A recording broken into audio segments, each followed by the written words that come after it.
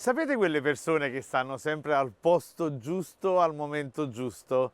Quelle che arrivano proprio all'approssimarsi dell'ora di pranzo, dell'ora di cena, con piatto appena mise a tavola, perché in questo modo poi indirettamente intendono scroccare un invito a cena, un invito a pranzo. Si sono arrivati casualmente, per puro caso, ma a volte il caso è fortemente casualizzato. Ecco, queste persone in lingua napoletana hanno manato overlicolo o fuoco, un detto antichissimo, un detto che risale addirittura al 600. Hanno buttato l'ombelico al fuoco. L'ombelico in realtà è il cordone ombelicale e il detto risale all'epoca in cui le donne, le mamme partorivano in casa, quindi c'erano le levatrici, c'erano le mammane. Ecco, la mammana veniva a casa, quando il bambino nasceva veniva tagliato il cordone ombelicale e con intento augurale, per buona fortuna, affinché quel bambino fosse sempre nel futuro, al posto giusto, al momento giusto, quando passa il treno della fortuna, veniva bruciato nel braciere oppure appunto nel focolare di casa, quindi amanato o pellicolo o fuoco.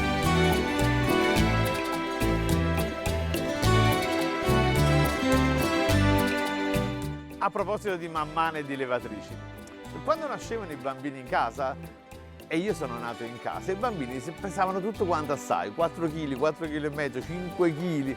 Oggi nascono bambini negli ospedali mediamente 3 kg e 3, 3 kg e mezzo.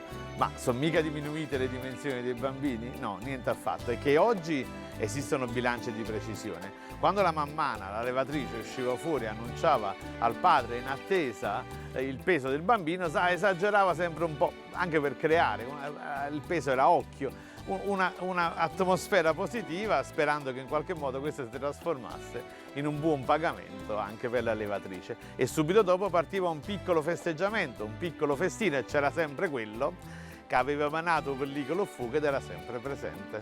A proposito di ombelichi, quando in lingua napoletana quando uno si dà aria di onnipotenza, quasi di santità, chi le pare che piscia acqua santa po' pellicolo, figuriamoci. Oppure quando uno tiene una fame sconfinata, tiene uno sfunnel, in napoletano tiene un pellicolo sciuvato, insomma c'è sciolto il pellicolo. Quando una persona invece non conta né proprio nessuno, non si niente, si nuip le pellicole, con riferimento appunto alla lanugine ombelicale, che viene, la parola nippolo viene dall'inglese nipple, fantastico.